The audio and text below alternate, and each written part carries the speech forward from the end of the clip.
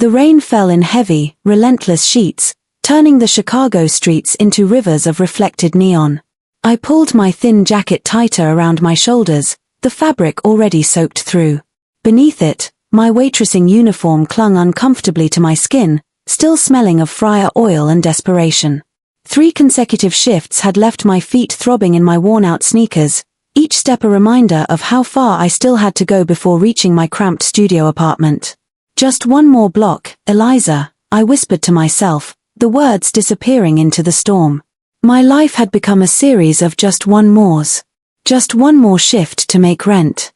Just one more month until I could afford a community college course.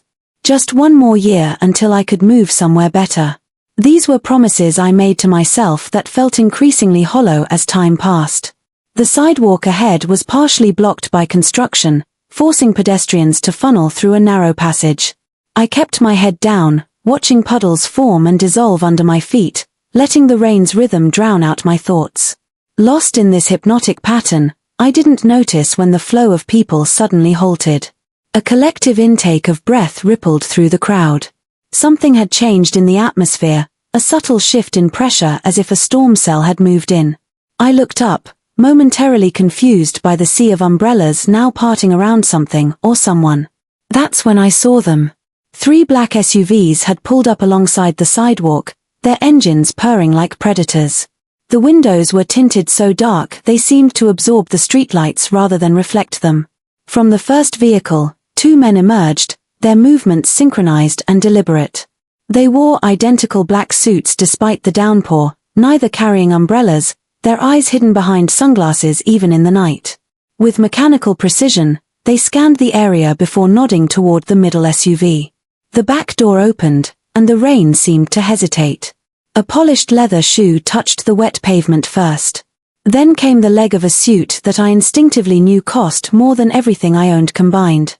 The material didn't simply look expensive, it seemed alive somehow, drinking in the darkness around it. A man emerged, tall and broad-shouldered, his movements fluid yet controlled. Unlike his men, he carried an umbrella, though he didn't immediately open it. Instead, he stood in the rain for a moment, letting it wash over him as if testing its resolve against his own. His face remained in shadow, but I caught the gleam of a heavy watch as he finally raised his arm to open the umbrella with a snap that sounded like a gunshot in the night. The crowd around me had thinned considerably, people suddenly finding urgent reasons to be elsewhere. But my feet remained planted, my body too tired to register the danger my mind was screaming about. This was the kind of man you didn't stare at in this city. The kind whose name was whispered rather than spoken, the kind who owned people, not just things. I should have looked away, should have shuffled past with my eyes down like everyone else, but exhaustion had stripped away my self-preservation. He was closer now, moving through the narrow passage with his guards clearing a path. The light from a storefront finally illuminated his features, and the air caught in my lungs. His face was all sharp angles and controlled power, high cheekbones, a strong jaw darkened with precisely maintained stubble, and eyes so intensely dark they seemed to pull you in like gravity wells. He wasn't conventionally handsome. He was beautiful in the way dangerous things often are, like admiring the perfection of a predator before it strikes. A shiver ran through me that had nothing to do with my wet clothes. Then his phone rang. He answered it with a small movement, bringing it to his ear without speaking. As he listened, his expression changed subtly. A slight narrowing of the eyes, a tightening around the mouth. Something was wrong. The energy around him shifted, becoming charged, electric. He barked a single word in what sounded like Italian, his voice low but carrying a power that made my skin prickle. His men immediately tensed, hands moving beneath their jackets. One spoke rapidly into a wrist mic. The crowd, sensing the change, moved faster, more urgently away. But my exhaustion had made me slow, my brain foggy with fatigue. I needed to move now. I forced my leaden legs forward, trying to slip past the wall of suits and tension. Just as I drew parallel with him, a businessman rushing in the opposite direction shouldered roughly past me. I stumbled, my tired legs betraying me, and fell forward directly into the chest of the man with the dark eyes. Time crystallized into a perfect moment of horror, my hands pressed against the immaculate fabric of his suit, my wet hair brushing against the exposed skin of his neck. I felt the solid wall of his chest, unnaturally warm in the cold rain, and caught his scent, expensive cologne layered over something darker, earthier, like wood smoke and whiskey, and something metallic I didn't want to identify. His hands gripped my upper arms, steadying me with surprising gentleness. But there was nothing gentle about the sudden stillness of his body or the way his guards had positioned themselves around us, hands now openly holding weapons. "I'm so sorry," I stammered, trying to push away. But his grip remained firm. "Please." I didn't mean to. The words died in my throat as his eyes locked with mine. Something flickered in those dark depths, surprise, perhaps, or recognition, though I was certain we'd never met. I would have remembered those eyes. For one suspended moment, we stayed like that, connected by touch and gaze, the rain creating a curtain around us, separating us from the world. Then slowly, deliberately, his eyes traveled over my face, taking in every detail with an intensity that made me feel simultaneously exposed and seen in a way I hadn't been in years. "Your name?" It wasn't a question, but a command, spoken softly, yet leaving no room for refusal. "Eliza," I whispered, my voice barely audible over the rain. "Eliza Key." Something shifted in his expression at my last name, a subtle change I couldn't decipher. His thumb brushed almost imperceptibly against the inside of my arm, sending an involuntary shiver through me. "Italian?" he asked. I nodded. "On my father's side." I never knew him. Why had I volunteered that information? Something about those eyes made me want to tell him everything and nothing at all. He released one of my arms to touch my face, his fingers tracing an invisible line from my temple to my jaw with barely any pressure. I should have been terrified, should have pulled away and run. Instead, I remained frozen, caught in some spell I couldn't name. "You're soaked through," he observed, his voice rich with an accent I couldn't quite place, Italian layered over something else. His thumb brushed across my lower lip, ostensibly wiping away a raindrop, but the gesture felt intimate in a way that made heat rush to my cheeks despite the cold and exhaustion. Before I could respond, a black car screeched around the corner, moving too fast for the wet roads. One of his men shouted something, and suddenly I was being pushed aside. The moment shattered. The man's expression hardened as he turned toward the approaching vehicle, his body angling slightly, protectively in front of mine. The car sped past us, splashing dirty water across the sidewalk. False alarm. But the tension in the air remained thick and suffocating. He turned back to me, his expression now unreadable. He studied me for another long moment before reaching into his jacket. I flinched involuntarily, but he merely produced a business card, thick, cream-colored stock with nothing but a phone number embossed in black. "If you need anything," he said, placing it in my palm and closing my fingers around it with his own, the heat of his skin burning against my cold flesh. "Anything at all." Then he released me and continued on his way, his guards forming a barrier around him. I stood there clutching the card, watching his retreating form until he disappeared into one of the waiting SUVs. As they pulled away from the curb, I noticed one vehicle remained behind, its engine idling. Through the tinted window, I could just make out the silhouette of someone watching me. I should have thrown the card away. Should have run home and locked my door. Instead, I carefully tucked it into my pocket and continued walking, acutely aware of the SUV that now crawled along the street parallel to my path, maintaining the same pace as my tired steps.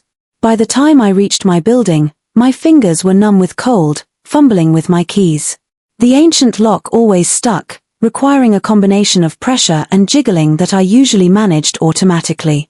Tonight, my hands trembled too much to find the right angle. "Need help with that?" I whirled around, my heart leaping into my throat. A man stood behind me, one of the suits from earlier, his face expressionless beneath the streetlight. I hadn't heard him approach. Hadn't noticed the SUV stopping.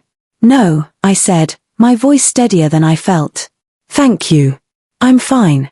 Mr. Ritchie wanted to make sure you got home safely." He gestured to the door. "May I?" Ritchie. The name hit me like a physical blow. Everyone in Chicago knew that name, even if most people pretended not to. Dante Ritchie, the man whose influence stretched across the city like a shadow, touching everything from politics to real estate to the waterfront businesses. The man whose family had controlled the city's underbelly for generations, and I had fallen into his arms. Before I could refuse again, the man had taken my keys and opened my door with disturbing ease.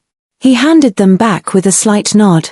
"Mr. Ritchie will be in touch," he said, then turned and walked back to the idling SUV. I hurried inside, locking the door behind me and leaning against it, my heart pounding.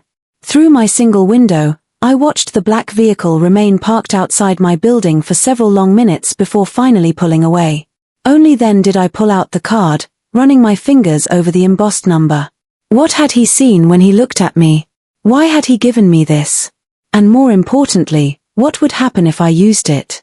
I placed the card on my small kitchenette counter and stared at it, feeling as though I'd been handed something both precious and dangerous, like a key to a door I wasn't sure I wanted to open. That night, I dreamed of dark eyes and rain, of hands that both protected and imprisoned.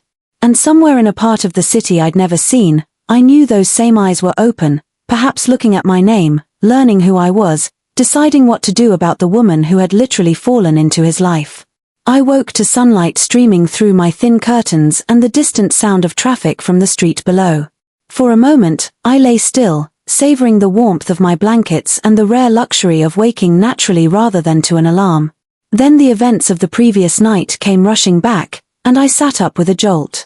Had it been real, the rain, the dark eyes, the card? I glanced toward my kitchenette, half expecting to see nothing there. But the cream-colored card remained, catching the morning light, looking even more expensive in the daylight than it had under the street lamps. Dante Ritchie. I'd bumped into Dante Ritchie, and somehow, impossibly, I'd survived. My phone buzzed on the nightstand, jolting me from my thoughts. It was a message from my manager at the diner. "Don't bother coming in today. Or ever again. Position filled." My stomach dropped.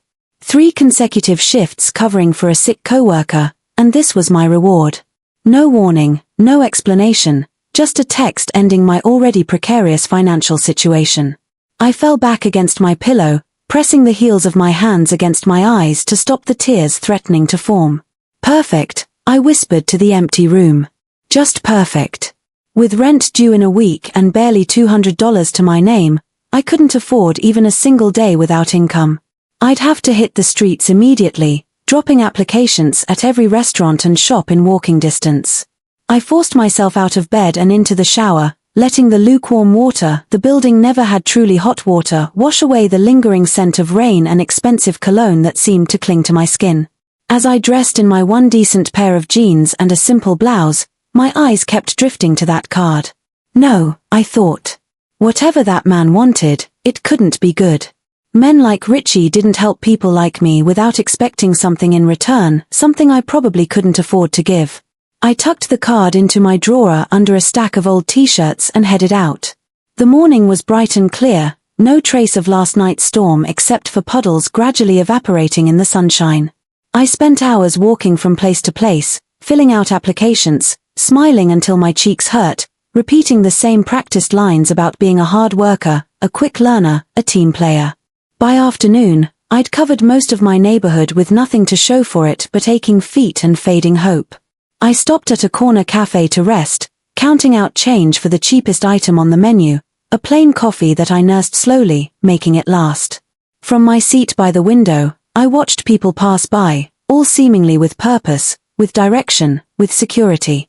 When had I last felt secure? Before my mother died, perhaps before the medical bills ate through her savings and then mine. Before I learned just how quickly you could go from getting by to barely surviving. A black SUV pulled up across the street, and my heart stuttered. The same model as last night. I sank lower in my seat, but the vehicle merely idled for a moment before moving on. Still, the knot in my stomach didn't ease. Was I being paranoid? Or had that car been following me all day? The thought followed me as I continued my job hunt, making me glance over my shoulder at every corner. By evening, as I trudged back to my apartment building, exhaustion had taken over again, dulling even my fear. I was so focused on putting one foot in front of the other that I didn't notice the sleek black car parked outside my building until I was almost at the entrance. A different man from last night stood beside it, his posture alert despite his relaxed stance. He straightened as I approached. Miss Key. I stopped, my hand automatically reaching for my pepper spray. Mr. Ritchie would like to speak with you. He gestured to the open car door. It wasn't an invitation, it was an instruction. I'm busy, I said, my voice small despite my attempt at confidence. The man's expression didn't change. It's about your employment situation. A chill ran through me. How could he know? Had he been watching me all day as I desperately searched for work? I'm not interested, I said, moving toward the door to my building. The man sighed. Miss Key, I'm just the messenger. But I should tell you that Mr. Ritchie isn't accustomed to being refused. He's offering you an opportunity, one that many would be grateful for. I hesitated, my hand on the door. What choice did I really have? I could go upstairs to my empty apartment and stare at my phone, waiting for calls that wouldn't come from places that wouldn't hire me. Or I could get in the car and at least learn what the devil wanted. I need to change first, I said, a last attempt at control. The man shook his head. Mr. Ritchie is waiting. Of course he was. Men like him never waited. The world waited for them. With a deep breath, I turned and walked to the car. The interior was cool and dark, the leather seat softer than anything I'd ever touched. As soon as I was seated, the door closed beside me with a soft, expensive thud. The man got into the front passenger seat, and the driver, silent and anonymous behind the partition, pulled smoothly away from the curb. Where are we going? I asked. Not far, was the only reply. The windows were tinted, but not so dark that I couldn't see outside. We headed north toward the Gold Coast, Chicago's wealthiest neighborhood. The buildings grew progressively more elegant, the streets cleaner, the people better dressed. We finally stopped before a gleaming high-rise overlooking the lake, its glass facade reflecting the sunset in shades of gold and crimson. A valet opened my door, his eyes carefully averted as I stepped out.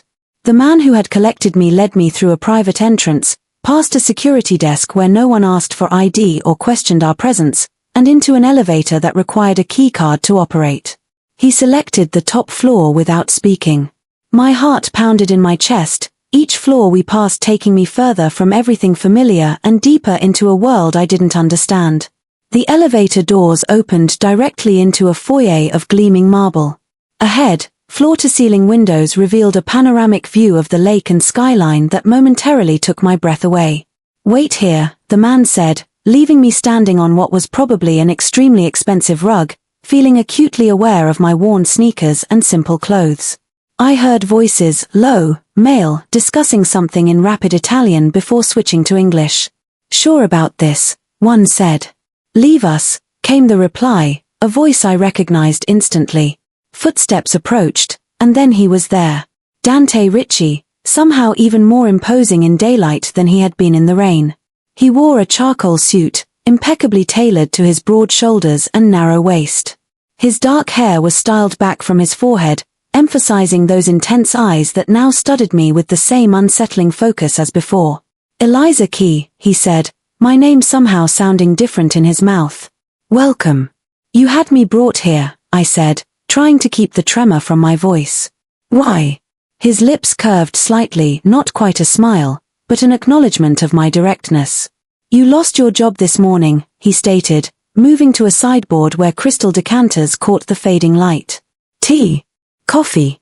Something stronger? How do you know that? I demanded, ignoring his offer. He poured amber liquid into a glass for himself. I make it my business to know things. About waitresses. About people who interest me. This time he did smile, brief but genuine. He gestured toward a seating area, and after a moment's hesitation, I followed him, perching on the edge of a leather sofa while he took the chair opposite. The entire situation felt surreal, like I'd stepped into someone else's life. Why do I interest you? I asked, unable to keep the suspicion from my voice. He studied me over the rim of his glass. An excellent question. One I've been asking myself since last night. He set down his drink. Tell me about yourself, Eliza Key. Why should I? Because I'm offering you a job. I blinked. A job doing what? Working here. In this penthouse. I stiffened. I'm not that kind of. As my personal assistant, he interrupted, his expression hardening slightly at my implication. My schedule is complex. I need someone organized, discreet, and intelligent to manage it. He leaned forward. Someone who isn't easily intimidated. And you think that's me? Based on what? Bumping into you in the rain? Based on the fact that when you realized who I was, you still looked me in the eye instead of at the floor. Based on the fact that you're here now, asking questions instead of trembling. His gaze intensified. And yes, perhaps also because of the rain. I shook my head. You don't know anything about me. I know more than you think. He reached for a folder on the coffee table between us and opened it. Eliza Marie Key, 25 years old. Born to Maria Key. Father unknown, or at least unnamed on your birth certificate. Graduated high school with honors but turned down a partial scholarship to Northwestern to care for your mother during her illness. Worked 3 jobs simultaneously to pay her medical bills. After she passed, you maintained a series of service industry positions while taking night classes at the community college. Currently, 1 missed rent payment away from eviction. My mouth went dry. Every detail was accurate, laid out in his hands like he owned my history just as surely as he owned this building. How dare you? I whispered. I dare many things, Eliza. He closed the folder. Including offering you a way out of your current situation. By working for I stopped myself. A what? His voice had gone dangerously soft. Say it. I met his gaze directly. A criminal. He didn't flinch at the word. If anything, he seemed amused by my audacity. I'm a businessman with diverse interests, he said smoothly. What I'm offering you is legitimate employment. Excellent salary. Benefits. Housing in this building, in fact. And what would I have to do for all that? Exactly what I said. Manage my schedule, answer calls, arrange meetings and travel. He picked up his glass again. Nothing illegal. Nothing immoral. Unless you consider organization a sin. I wanted to laugh at the absurdity of it all. Why me? There must be hundreds of qualified assistants in Chicago who would jump at this opportunity. Undoubtedly, he said, his eyes never leaving mine. But they aren't you. The way he said it, simple, direct, with an undertone I couldn't quite identify, sent a shiver down my spine. And if I say no? Then my driver takes you home, and you continue your job search tomorrow. He shrugged. I'm not in the habit of forcing people to work for me, Eliza. That would be counterproductive. But you are in the habit of investigating them and having them followed. A flash of something approval crossed his features. As I said, I make it my business to know things. I should have walked out, should have demanded to be taken home. Instead, I found myself asking, what does it pay? He named a figure that made me blink. It was more than triple what I'd been making at the diner. That's the starting salary, he added. With a performance review after 90 days. My mind raced. With that kind of money, I could pay off my mother's remaining medical debt. Could re-enroll in college full-time rather than 1 class at a time. Could finally stop living on the edge of disaster. But at what cost? I need time to think about it, I said finally. He nodded, as if he'd expected this. Of course. He removed a phone from his jacket pocket and placed it on the table between us. This is yours if you accept. My number is programmed in. You have until tomorrow morning to decide. And if I take the phone but don't call? His lips quirked. Then you have a new phone. I hesitated, then picked it up. It was sleek, expensive, probably the latest model. This seems like a lot for someone you just met. Perhaps. He stood, indicating our conversation was over. Or perhaps it's very little for something I want. The words hung in the air between us, laden with meaning I wasn't sure I wanted to decipher. As if summoned by thought alone, the man who had brought me appeared at the entrance to the room. Marco will take you home now, Richie said, stepping closer, close enough that I could smell that same cologne from last night, could see the tiny scar at the edge of his right eyebrow. Unless you'd like to stay for dinner. It was the first normal thing he'd said, almost human in its simplicity, and it caught me off guard. No, I said quickly. Thank you. I should go. He nodded, then surprised me by taking my hand. His touch was warm, his fingers wrapping around mine with gentle pressure as he turned my palm upward. With his other hand, he placed something cool and metal in my grasp. A key. The phone has my private number, he said, his voice low. The key is to the service entrance on the south side of the building. He released my hand. Either way, I'll be seeing you again, Eliza Key. It wasn't a threat. It was a certainty spoken with the confidence of a man who'd rarely, if ever, been denied what he wanted. And as Marco escorted me back to the elevator, I couldn't shake the feeling that what Dante Ritchie wanted, inexplicably, was me. That night, I barely slept. I paced my small apartment, the phone and key sitting on my kitchen counter like artifacts from another world. Every time I convinced myself to refuse Rich's offer, I remembered the stack of unpaid bills in my drawer. Every time I leaned toward accepting, I remembered what he was. By morning, exhaustion had made the decision for me. I needed this job. I could always quit if things became dangerous or compromising. I wasn't agreeing to anything permanent. At least that's what I told myself as I dialed the only number programmed into the sleek new phone. He answered on the first ring. You've decided. No hello. Just that certainty again. Yes, I said, surprised by the steadiness of my voice. I accept your offer. With conditions. A pause. I'm listening. I won't do anything illegal. I won't lie for you. And I can leave any time I'm uncomfortable with what I'm asked to do. Reasonable terms, he replied, and I could hear the smile in his voice. Can you begin today? And just like that, my life changed. Within hours, Marco arrived with another suit-wearing associate who efficiently packed my meager belongings while I stood awkwardly to the side. By afternoon, I was installed in an apartment on the 45th floor of Rich's building, not the penthouse, but close enough to be summoned quickly. The space was 3 times the size of my old studio, with floor-to-ceiling windows, sleek modern furniture, and a kitchen I was afraid to cook in for fear of marring its pristine surfaces. A woman named Sophia, Rich's household manager, provided me with a tablet containing schedules, contacts, and protocols I would need to memorize. She also showed me my work attire, several elegant outfits in exactly my size hung in the bedroom closet alongside shoes with labels I recognized from magazine ads. Mr. Ritchie prefers punctuality and preparedness, Sophia explained, her tone professionally neutral, though her eyes assessed me with unconcealed curiosity. You'll shadow me for the next few days to learn his routines and preferences. How long have you worked for him?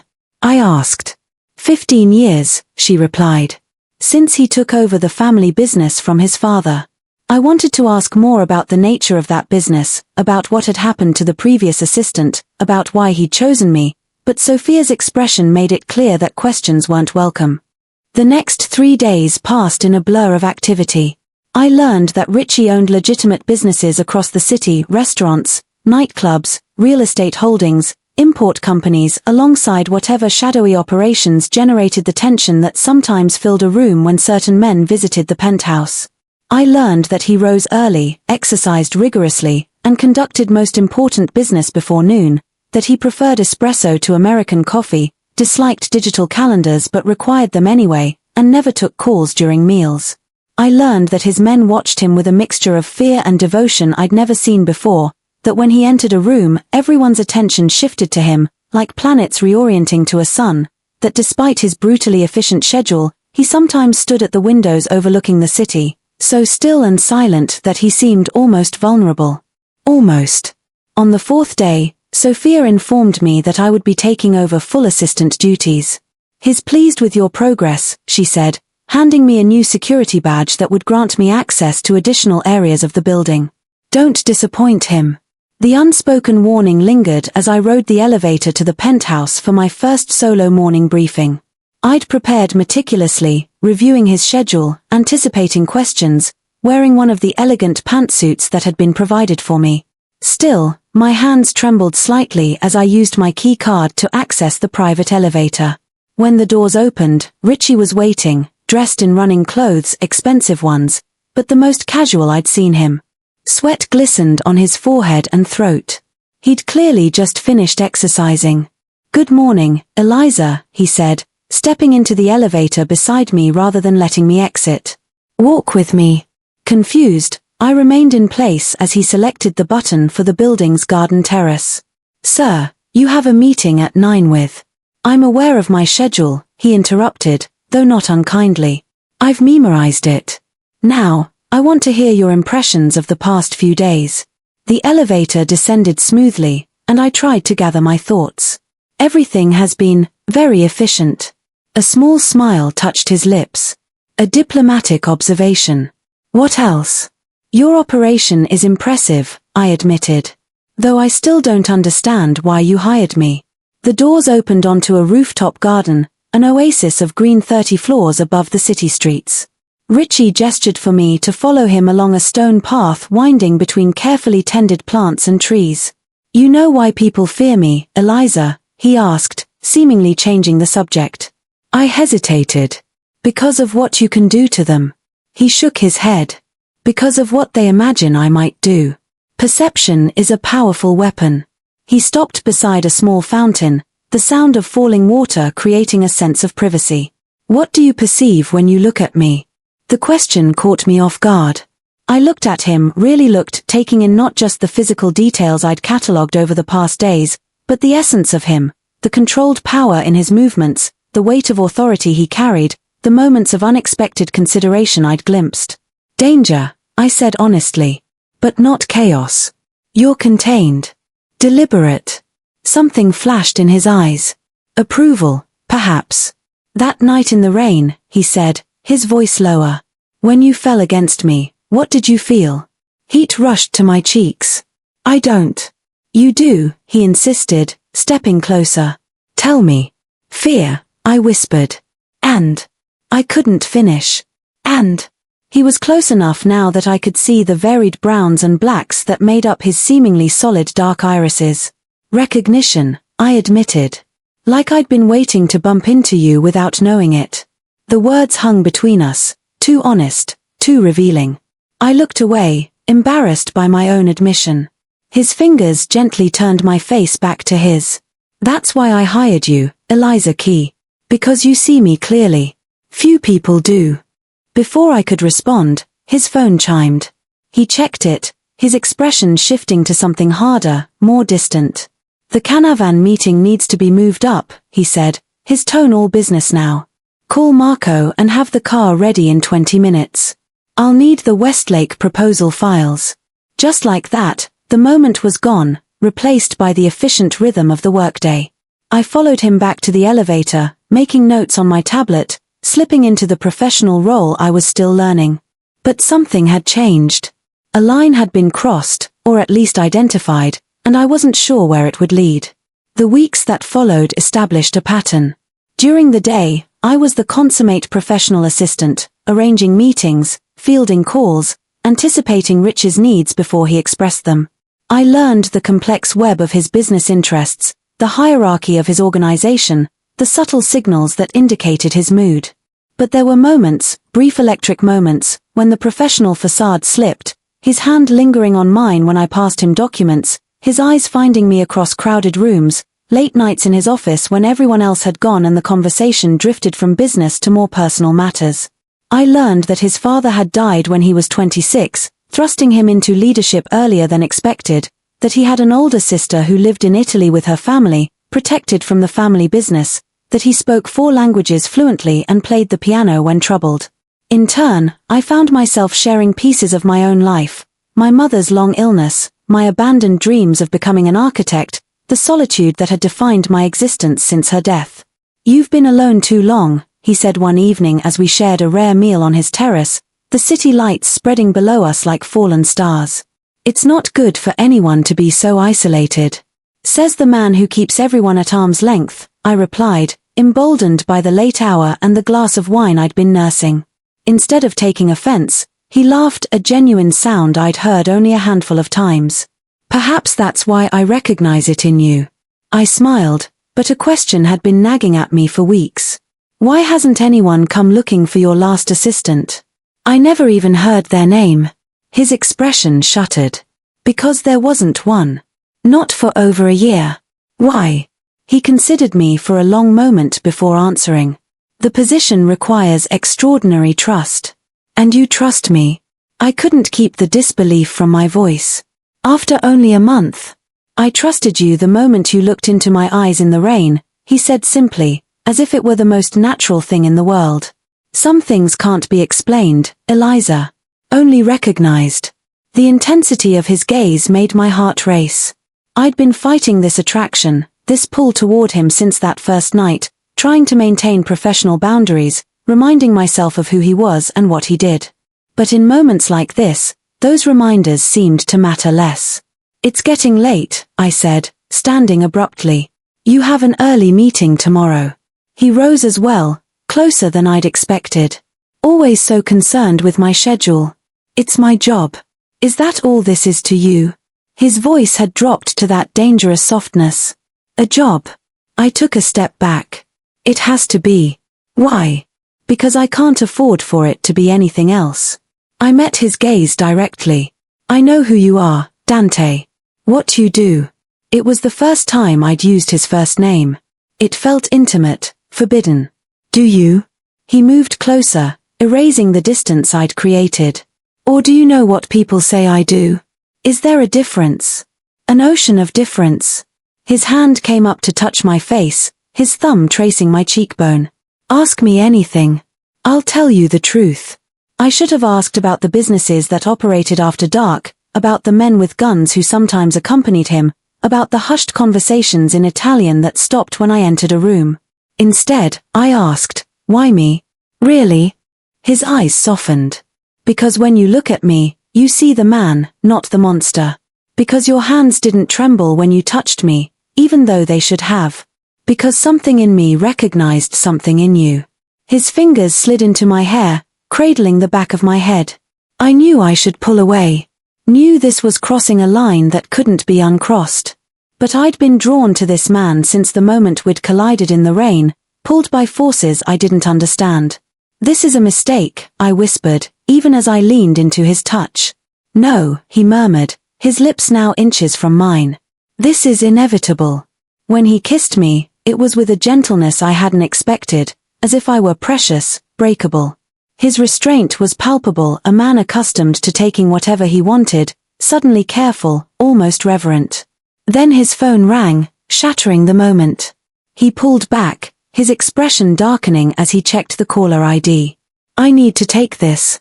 I nodded, stepping away, grateful for the interruption that had prevented me from making what my brain insisted was a terrible mistake, even as my body and heart protested otherwise.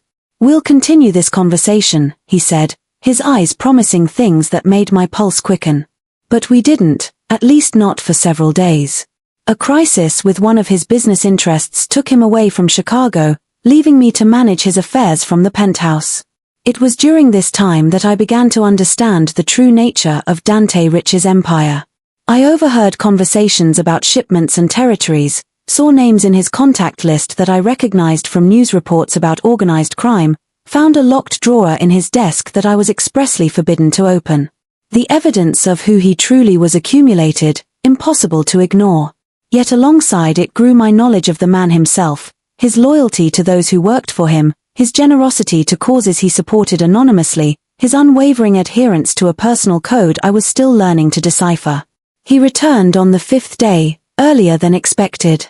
I was in his office organizing files when the elevator doors opened. He looked tired, his customary immaculate appearance slightly rumpled from travel.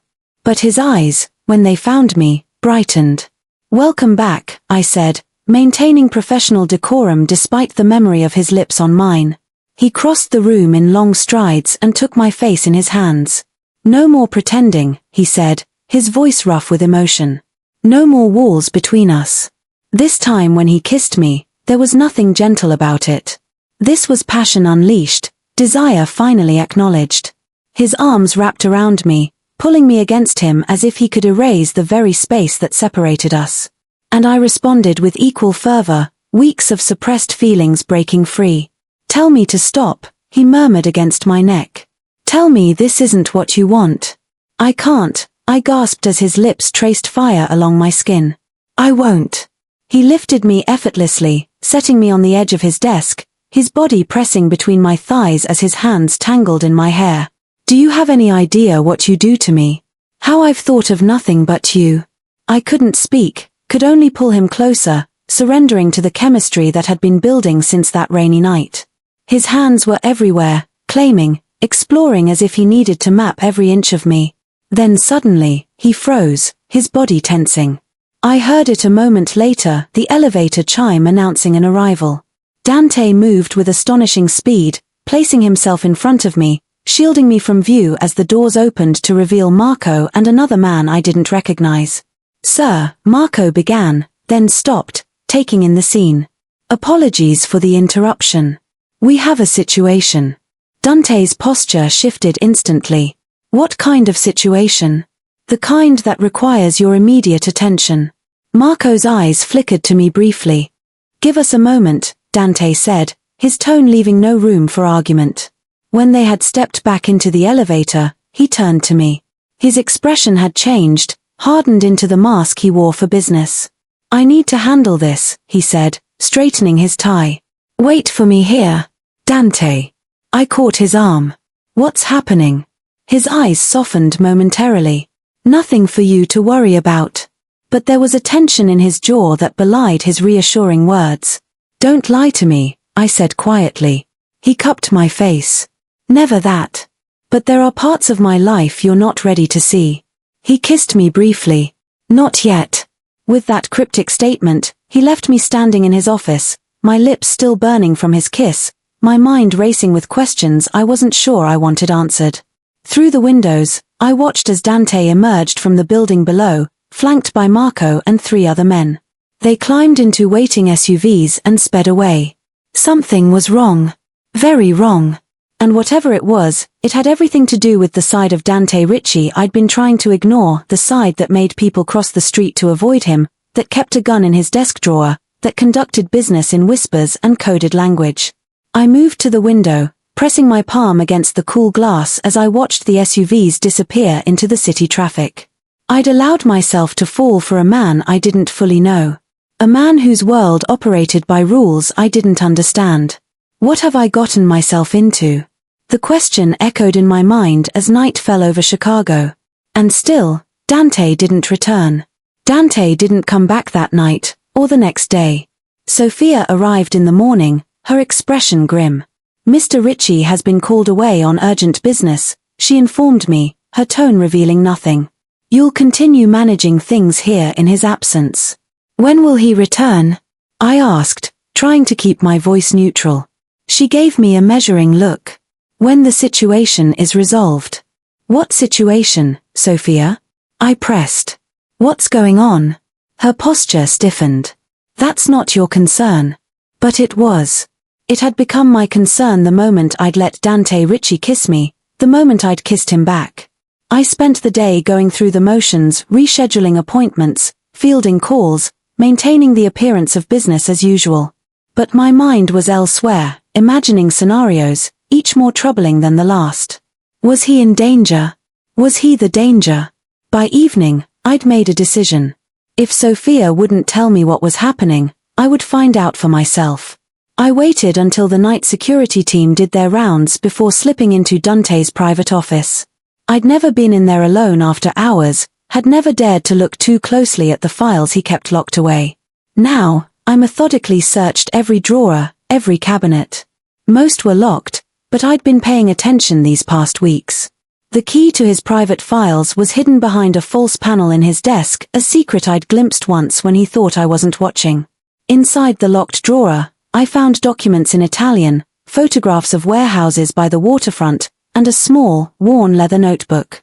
I paged through it carefully, my heart racing as I recognized names connected to prominent city officials, amounts that could only be payoffs, and coded references to shipments and territories. The evidence of what Dante really was lay in my hands, undeniable, damning. I was replacing everything exactly as I'd found it when my phone buzzed with a text from a number I didn't recognize. North door. Now. Come alone. My hand trembled as I locked the drawer and returned the key to its hiding place. Who had sent the message? Was it a trap, or was someone offering answers? The north door led to a service corridor connecting the penthouse to a private stairwell, a route I'd only used once during Sophia's initial tour of the building. I made my way there cautiously, every sense alert for danger. The corridor was dimly lit and silent. I pushed through the heavy door to the stairwell and found Marco waiting, his expression grim. "You shouldn't be here," he said by way of greeting. "Where is he?" I demanded. Marco studied me for a long moment before answering. "Dealing with a problem." "What kind of problem requires disappearing for 2 days?" "The kind that threatens everything." He took a step closer. "How much has he told you?" I hesitated. "Not enough." A tight smile touched his lips. "At least you're honest." He checked his watch. "He sent me to get you. You need to come with me. Now." "Why would he send for me?" "Because things have escalated." Marco's eyes met mine directly. "And because he trusts you more than you realize." Fear and curiosity warred within me. Going with Marco meant stepping fully into Dante's world, the world I'd been trying to ignore. Staying meant remaining in ignorance, safe, but blind. "Take me to him," I decided. We exited through a service entrance, avoiding the building's main lobby with its cameras and security staff. A car waited, engine running. Marco held the door for me, then slid in beside me. The driver, a man I'd never seen before, pulled away immediately. "Where are we going?" I asked as the familiar streets of downtown Chicago gave way to industrial areas near the waterfront. "Somewhere secure," Marco answered. "That's all you need to know for now." We drove in silence after that, the darkness outside the windows growing deeper as street lights became sparser. Finally, we pulled up to what appeared to be an abandoned warehouse. 2 men stepped from the shadows as we approached, hands visibly resting on weapons beneath their jackets. Marco exchanged quiet words with them before escorting me inside. The exterior's decrepit appearance was deceptive. Inside, the space had been converted into what looked like an operational center. Maps covered one wall, surveillance monitors another. Men and women moved with purpose between workstations, a sense of controlled urgency permeating the air. And in the center of it all, standing over a table covered with documents, was Dante. He looked up as we entered, his face showing first surprise, then anger as his eyes locked with Marco's. "I told you to keep her away from this," he said, his voice dangerously soft. "She was already looking," Marco replied evenly. "Better she hears the truth from you than pieces it together herself." Dante's jaw tightened, but he gave a curt nod. "Leave us." Marco and the others filed out, leaving us alone in the cavernous space. Dante looked different, harder, more dangerous than I'd ever seen him. His customary suit was replaced by dark jeans and a black shirt, and the shadows under his eyes spoke of sleepless nights. "You shouldn't be here," he said, echoing Marco's earlier words. "Neither should you," I countered. "What's happening, Dante?" He ran a hand through his hair, a rare gesture of uncertainty. "A war is brewing. One I've been trying to prevent." "A war between who?" "Rival organizations. Territories being contested." He moved closer. "I've maintained peace in this city for years by establishing clear boundaries, clear rules. Someone's trying to upset that balance." "By doing what?" His eyes hardened. "By targeting me. And by extension, everyone connected to me." The implication hit me like a physical blow. "Including me?" "Yes." His voice softened slightly. "That's why I wanted you kept away. Safe. But Marco brought me here. Marco thinks I need you." A muscle worked in his jaw. "He's not wrong." I took a step closer. "Then tell me everything. No more half-truths." For a moment, I thought he would refuse. Then he gestured to a side room. "Not here." The room was small, furnished only with a desk and chairs. Dante closed the door behind us, then faced me, his expression grave. "My father built our organization on certain principles," he began. "Territory. Respect. Family. When he died, I inherited not just his business, but his enemies.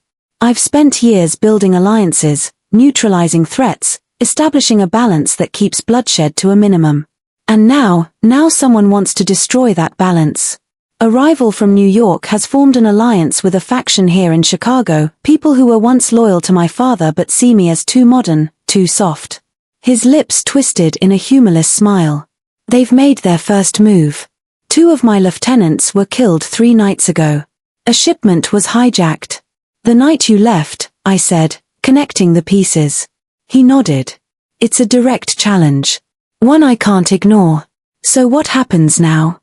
I asked, dreading the answer. Now I respond. Decisively. The coldness in his voice sent a chill through me. This was the side of Dante I'd glimpsed but never fully acknowledged, the leader capable of violence, of retribution. And then what? More killing? More retaliation? I shook my head. There has to be another way. He stepped closer, his eyes intense. This is my world, Eliza. This is who I am. It's not all you are, I insisted. I've seen the other sides of you. But can you accept this side? He took my hands in his. Because I can't change it. Not completely. Not yet. The qualifier, not yet, hung in the air between us. What does that mean? I asked. It means I've been working toward a legitimate future. Moving our interests into legal channels. Over time. His grip tightened. But transitions like that take years, and enemies see them as weakness.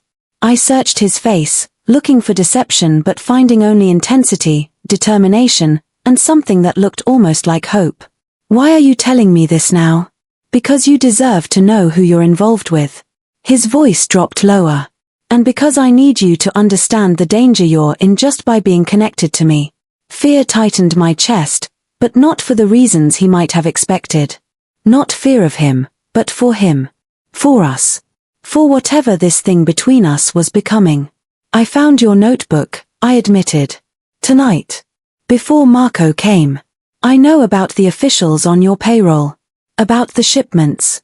His expression didn't change. And I'm still here. Something shifted in his eyes. Relief, perhaps. Or wonder. He pulled me closer, one hand coming up to cradle my face. Do you have any idea how extraordinary you are? Before I could respond, the door burst open. Marco stood there, tension radiating from him. They've found us, he said simply. Dante's transformation was immediate. Gone was the man who had held me with such tenderness. In his place stood someone harder, colder. A commander preparing for battle. Secure the perimeter, he ordered, already moving toward the door. Get the cars ready for evacuation. Dante. I caught his arm. What's happening? They're here, his voice was tight. The men who want to destroy everything I've built. How did they find this place? A shadow crossed his face. We have a traitor in our ranks. The word hung in the air, poisonous with implication. Trust was everything in Dante's world. Betrayal, unforgivable. What do we do? He paused at my use of we, something flickering in his eyes. Then he pressed a small handgun into my palm. You stay close to me. If anything happens, you use this. The weapon felt alien in my hand, heavy with potential violence. I've never. Point and pull the trigger, he said grimly. Aim for center mass. Don't hesitate. He was moving again before I could protest further, pulling me along beside him as he returned to the main room. The atmosphere had changed completely. Lights dimmed. Positions taken up near windows and doors. Weapons drawn. Status, Dante demanded. 3 vehicles approaching from the east, someone reported. Estimate 8 to 10 men. Identities. Castellano's crew. Based on vehicle descriptions. A muscle ticked in Dante's jaw. Evacuation route. West entrance is clear. Cars waiting. Dante nodded. Hold positions. If they breach, cover our exit. He turned to me, his expression grave. Stay between Marco and me. Do exactly as I say. If I tell you to run, you run. Understand? I nodded, too numb with fear to speak. The next moments passed in a blur of tension and hushed orders. Outside, vehicles approached, engines cutting off as they neared the warehouse. Men positioned themselves in defensive formations, weapons ready. Dante stood tall amidst them, radiating a deadly calm that was somehow more frightening than panic would have been. Then the shooting started. The first explosion of gunfire made me flinch.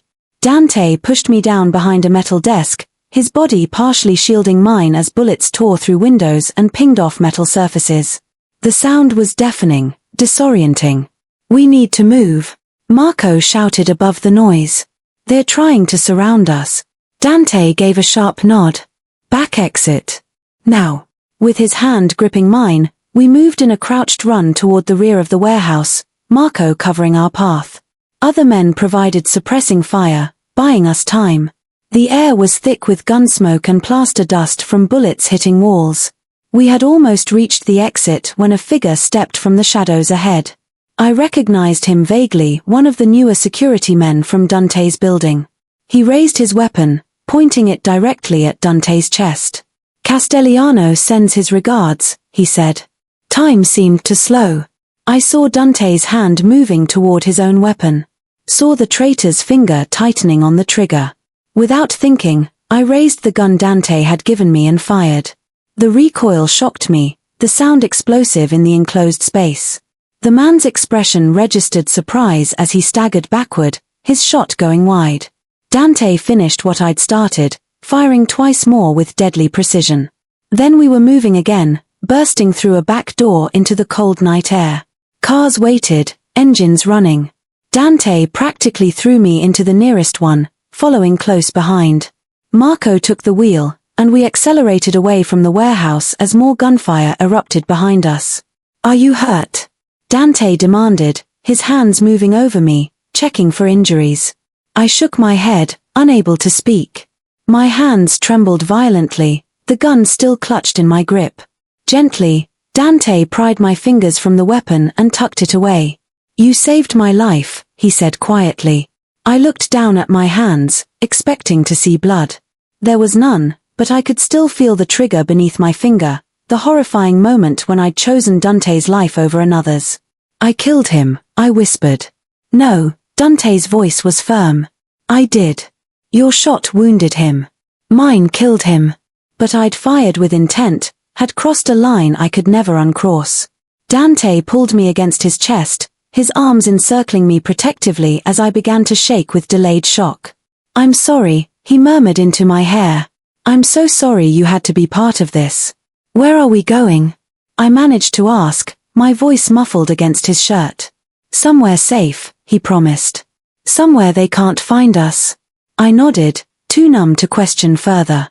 The city lights blurred outside the windows as we sped through the night, leaving behind the warehouse and the violence, but not its consequences.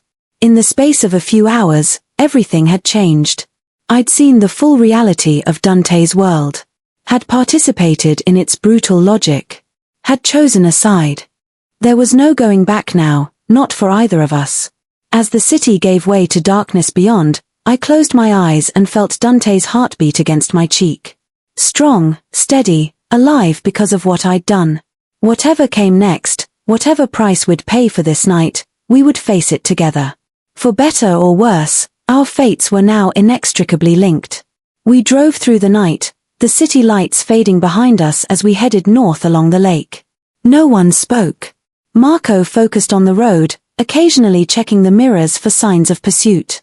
Dante held me against him, one hand stroking my hair, the other still gripping his phone as he sent messages I couldn't see. My mind kept replaying the warehouse scene, the sound of gunfire, the traitor's face, the weight of the gun in my hand. I'd crossed a threshold I never imagined I would, from observer to participant in Dante's dangerous world. After nearly 2 hours, we turned onto a private drive bordered by dense trees. Security gates opened automatically as we approached, closing behind us once we'd passed through. Ahead, nestled against the shoreline, stood a modern glass and stone house, its silhouette dark against the starry sky. "Where are we?" I asked, my voice rough from disuse. "One of my properties," Dante replied. "Off the books. Few people know about it." Marco pulled up to the front entrance and cut the engine. "I'll secure the perimeter," he said, exiting the car. Dante helped me out, his hand steady at the small of my back as he led me inside. The house was spacious but warm, with wood and stone elements softening the modern architecture. Floor-to-ceiling windows faced the lake, though in the darkness I could see nothing but our reflections against the black glass. "You should rest," Dante said, guiding me toward a hallway. "We're safe here for now." "I don't think I can sleep," I admitted. He studied my face. "A shower, then. It will help." He showed me to a master bathroom with a large walk-in shower. Clean towels and toiletries were arranged as if expecting guests or providing for a quick escape. I wondered how many times Dante had needed such refuges. "There are clothes in the closet," he said. "Help yourself to whatever fits." When he turned to leave, I caught his wrist. "Don't go." Something flickered in his eyes, surprise, perhaps, or relief. "I'll be right outside." The hot water helped more than I expected, washing away the physical remnants of the night, the smell of gunpowder, the grit of plaster dust, the cold sweat of fear. But it couldn't wash away the memory, or the knowledge of what I'd become part of. I found a soft sweater and leggings in the closet. Both new, with tags still attached, both mysteriously in my size, another reminder of Dante's meticulous planning, his attention to details most people would overlook.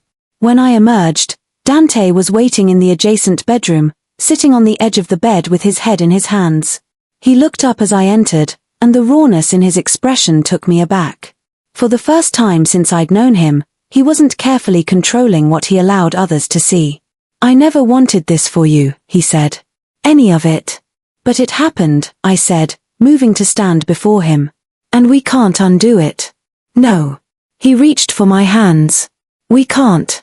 I let him pull me closer until I stood between his knees, his forehead resting against my stomach. I threaded my fingers through his hair, offering what comfort I could. "What happens now?" I asked. He lifted his head to meet my gaze. "Now we survive. We regroup. We end this war before it truly begins." "How?" "By finding the source of the betrayal. By cutting it out like the cancer it is." The coldness in his voice sent a shiver through me. This was the Dante Ricci the world feared, the man who had built and maintained an empire through whatever means necessary. "And then?" I pressed. His expression softened slightly. "And then we rebuild. Differently. If possible." "If possible," I echoed, searching his face. "Is it really?" He was quiet for a long moment. "I've been working toward it. Moving investments into legitimate channels, establishing legal businesses that can eventually replace the other operations. But," he sighed, "it's complicated. There are people who depend on me, families who've been loyal for generations, arrangements that can't be undone overnight." His hand tightened around mine. "And there are those who would see any change as weakness, who would exploit it like they're trying to do now." I sat beside him on the bed, suddenly exhausted. "I don't know if I can live like this, Dante." Looking over my shoulder. "Surrounded by violence." He tensed. "You want to leave?" "No," I said honestly. "I want things to be different."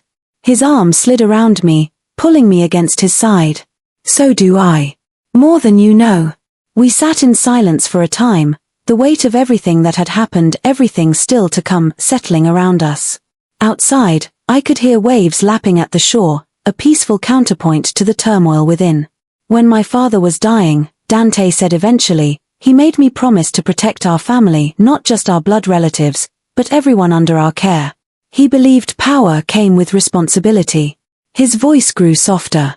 "But he also warned me that our way of life wouldn't last forever, that I would need to find a new path eventually." "And have you been looking for that path?"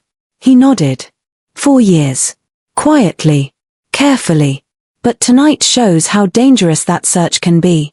I turned to face him, taking his hands in mine. "Then don't do it alone anymore." His eyes searched mine. "You can't possibly want this life."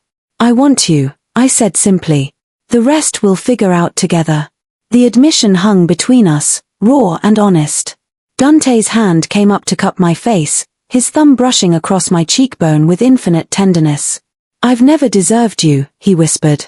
"From that first moment in the rain, I knew you were too good for my world. But I couldn't stay away. I don't want you to stay away." I leaned into his touch. "I want you to trust me. To let me help." He studied me for a long moment, something shifting in his expression. Then he stood, pulling me up with him. "Come with me," he said, leading me through the house to what appeared to be a study. Inside, he unlocked a hidden panel in the wall to reveal a safe. From it, he removed a laptop and several thick folders which he laid out on the desk. "This is everything," he said. "My plan for transitioning our operations. Financial records. Property holdings. Legitimate business investments." He met my gaze steadily. "No one else has seen all of this. Not even Marco." The trust implicit in the gesture wasn't lost on me. "Why show me now?" "Because you're right. I can't do this alone." He opened the laptop. "And because if something happens to me, someone needs to know the full picture." "Nothing's going to happen to you," I said fiercely. A sad smile touched his lips. "In my world, Eliza, that's not a promise anyone can make." We spent the next several hours going through the documents. I learned more about Dante's operations in those hours than I had in all my weeks working for him. The complexity was staggering, a network of businesses, investments, and property holdings that spanned far beyond Chicago. Some legitimate, others serving as fronts for less legal activities. But what surprised me most was the thoroughness of his transition plan. 4 years, he'd been systematically moving assets into above-board enterprises, creating legal employment for his people, establishing charitable foundations that could eventually replace the community support his organization provided in poorer neighborhoods. "This could work," I said, looking up from a spreadsheet detailing projected timelines. "It's ambitious, but solid. It will take years," he warned. "And there will be resistance, both from rivals and from within. But it's possible." "Yes." His eyes met mine. "With the right support." The implication was clear. He was offering me a place in this new future, not just as his assistant or his lover, but as a partner in transformation. "I studied architecture before my mother got sick," I said, thinking out loud. "And business administration after. I could help with the legitimate development projects. The urban renewal initiatives." Dante's expression brightened. "You'd be perfect for it." For the first time since the warehouse, I felt something like hope stirring. Maybe there was a way forward that didn't involve perpetual violence and fear. Maybe we could build something different together. Dawn was breaking over the lake by the time we finished. Pale light filtered through the windows. We'd moved to the couch at some point, papers spread around us. I leaned against Dante's shoulder, exhaustion finally overtaking me. "You should sleep," he murmured, pressing a kiss to my temple. I nodded, too tired to argue. He helped me back to the bedroom, drawing the blinds against the morning light. As I slid beneath the covers, he moved to leave. "Stay," I said, reaching for his hand. "Please." He hesitated only briefly before removing his shoes and jacket and lying down beside me. I curled against him, my head on his chest, his heartbeat steady beneath my ear. "What happens tomorrow?" I asked, fighting to keep my eyes open. His arms tightened around me. "We face whatever comes. Together." I nodded, sleep already claiming me. The last thing I felt was his lips against my forehead, gentle as a promise. I woke hours later to an empty bed and the sound of voices from elsewhere in the house. Dante's side of the mattress was cold. He'd been gone a while. I pulled on a robe I found in the closet and followed the sounds to the kitchen. Dante stood with Marco and 2 other men I recognized from his security team, bent over papers spread across the kitchen island. They fell silent as I entered, all eyes turning to me. "Any news?" I asked, crossing to stand beside Dante. He placed a protective arm around my waist. "We've identified several of Castellano's men from the warehouse. 2 were killed in the firefight. The rest escaped." "What about our people?" Something flashed in Dante's eyes at my use of our approval, perhaps, or gratitude. "1 wounded. Being treated by our doctor. The rest scattered to safe houses as planned." "And the traitor?" "Dead," Marco confirmed, his expression grim. "But we don't know if he was working alone or if there are others." "There are always others," one of the other men said darkly. Dante's jaw tightened. "Which is why we need to move quickly. The longer this drags on, the more vulnerable we become. What's the plan? I asked. The men exchanged glances, clearly uncomfortable with my presence in this conversation. But Dante's arm remained firmly around me, his stance making it clear I belonged there. We've arranged a meeting, he said. Neutral ground. Representatives from the major families to discuss a resolution. A trap, the third man muttered. A calculated risk, Dante corrected. One we've prepared for. When? I asked. Tonight. 8 o'clock. My heart stuttered. So soon. We can't afford to wait. Dante's expression was resolute. The longer we appear weakened, the more others will try to move against us. I understood the logic, but fear still coiled in my stomach. What can I do to help? Again, that exchange of glances between the men. This time, Marco spoke. With respect, Miss Key, this isn't. Eliza stays, Dante interrupted, his tone brooking no argument. She's proven herself more than some who've been with us for years. His gaze swept over the men, a clear reminder of the betrayal they'd experienced. No one argued further. Instead, they turned to the plans before them, diagrams of a restaurant, security positions, exit routes. I listened carefully, offering occasional suggestions about timing and logistics that seemed to surprise them with their practicality. As the meeting concluded and the men moved to make preparations, Dante pulled me aside. You don't have to be part of this, he said quietly. You can stay here where it's safe. No, I met his gaze steadily. If you're going, I'm going. Eliza. I'm not hiding while you risk your life, Dante. Not anymore. I placed my hand against his cheek. You said we'd face things together. Did you mean it? His expression softened. Yes. I meant it. Then trust me to stand with you. Not just in the planning, but in the execution. For a long moment, he studied my face. Then he nodded. Decision made. You'll stay close to me, he said. Marco will be your shadow if we're separated. You'll wear a vest under your clothes, and you'll follow every instruction without question. Understood. I nodded. Understood. He pulled me into his arms, holding me tightly. I never thought I'd find someone who would stand with me like this, he murmured against my hair. Neither did I admitted. But here we are. The rest of the day passed in careful preparation. I was fitted with a lightweight body armor vest, given instructions on emergency protocols, and briefed on who would be attending the meeting. Dante was never far from my side, his hand often finding mine, his eyes seeking reassurance that I hadn't changed my mind. As evening approached, I changed into clothes that had been brought for me, an elegant black dress that could accommodate the vest underneath, with a matching coat that concealed more than it revealed. Dante wore one of his impeccable suits, the picture of power and control.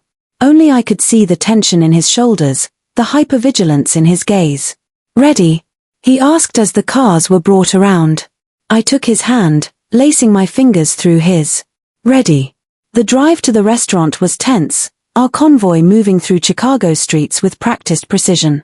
Security teams had already secured the venue, an upscale Italian restaurant owned by a neutral third party, closed to the public for the evening. As we pulled up, Dante turned to me. Remember what I told you. Stay close. Follow instructions. If anything happens. I know, I assured him, squeezing his hand. I remember everything. The restaurant was dimly lit, private dining rooms arranged around a central space where tables had been configured for the meeting. Men I recognized from photographs were already seated, their security positioned discreetly around the perimeter. Dante entered with confident strides, his hand at the small of my back. Conversations hushed as heads turned toward us. I felt the weight of evaluating stares, the silent questions about my presence. At the head of the table sat an older man with steel-gray hair and cold eyes, Anthony Castellano, the New York boss who had allied with Dante's enemies. Beside him was a familiar face that made my blood run cold, Vincent Moretti, one of the regular visitors to Dante's penthouse, always treated with respect but never with warmth. Richie, Castellano acknowledged. Bold of you to show up after what happened.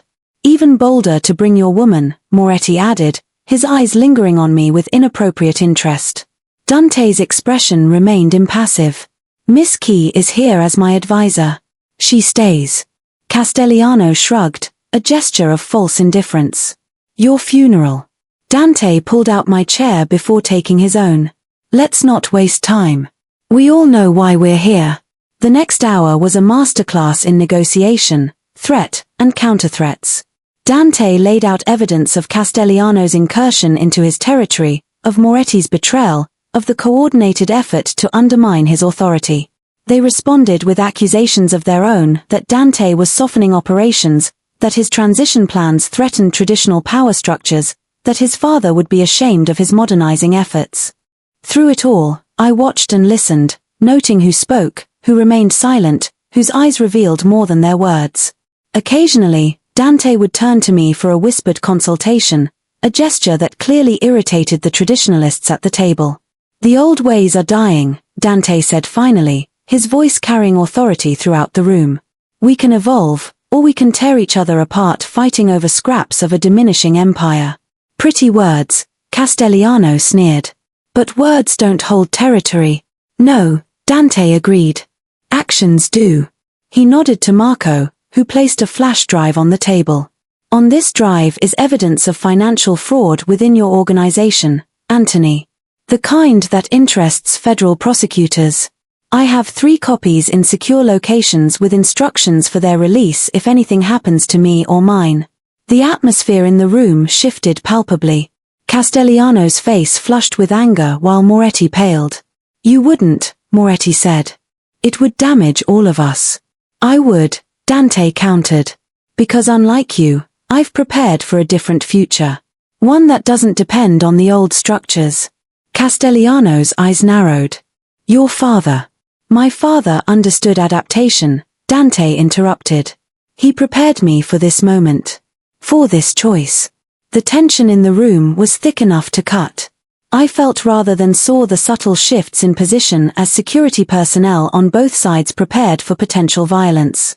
Then Castellano laughed, a harsh, unexpected sound. You've got balls, Richie. I'll give you that. He leaned forward.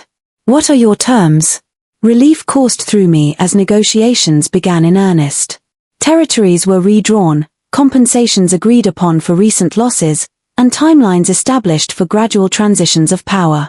Throughout the delicate process, Dante remained firm but fair, never yielding on essential points but offering concessions on others. By the time signatures were placed on documents nearly 2 hours later, a fragile peace had been established. Not perfect, not permanent, but a foundation to build upon. As we prepared to leave, Castellano approached me directly for the first time. You're either the bravest woman I've ever met, he said, studying me with curious eyes. Or the most foolish. Perhaps both, I replied evenly. A smile creased his weathered face. He's different with you. Stronger yet softer somehow. He glanced at Dante, who was speaking with Marco nearby. Maybe there's something to this new way after all. We left the restaurant under the watchful eyes of both allies and former enemies, the night air cool against my flushed skin. In the car, Dante finally allowed his rigid control to relax slightly, his shoulders dropping as he exhaled deeply. It's done, he said, taking my hand. For now. For now, I amended. He nodded, acknowledging the truth of it. For now. But it's a beginning. We returned to the lake house rather than the city, both needing space and time away from the pressure. As security teams established perimeters outside, Dante and I stood on the deck overlooking the water, the moon casting a silver path across the gentle waves. What you did tonight, he said, turning to face me. Standing with me, advising me, showing no fear even when surrounded by the most dangerous men in the region. He shook his head in wonder. I've never seen anything like it. I was terrified, I admitted. But not of them. I was afraid of losing you. Of losing this chance to build something different. He pulled me into his arms. We won't lose it. I promise you. For the first time, I truly believed him. Not because the danger had passed, it hadn't, not entirely. But because we'd faced it together and emerged stronger. I love you, I said, the words slipping out naturally, inevitably. I think I have since that night in the rain. His eyes softened, vulnerable in a way I'd rarely seen. I loved you from the moment you looked at me without fear. When you saw me, really saw me as a man, not a monster. His lips found mine in a kiss that felt like both a culmination and a beginning. When we finally parted, he rested his forehead against mine. Marry me, he whispered. The request, simple, direct, heartfelt, took my breath away. Are you sure? With everything still unsettled. I've never been more certain of anything. His hands framed my face. Whatever comes next, whatever challenges we face, I want to face them with you beside me. Not as my assistant or my advisor, but as my wife. My partner in everything. I searched his eyes and found only truth there, the same man who had given me his card in the rain, who had shown me his world with all its darkness and light, who had trusted me with his plans for a different future. Yes, I said. Yes, I'll marry you. His smile was radiant, transforming his entire face.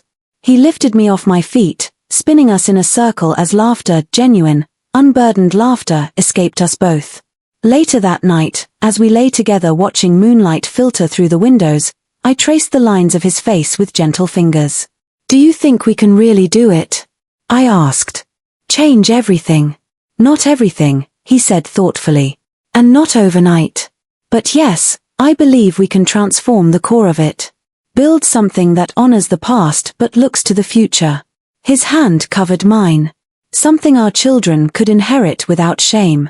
The mention of children, of a family, a legacy rewritten, filled me with unexpected warmth. From that chance encounter in the rain to this moment of quiet planning, our lives had become irrevocably intertwined. The path ahead wouldn't be easy or straight. But we would walk it together. From darkness to light, I murmured, remembering something he'd said during the negotiations. With you beside me, he agreed, pulling me closer.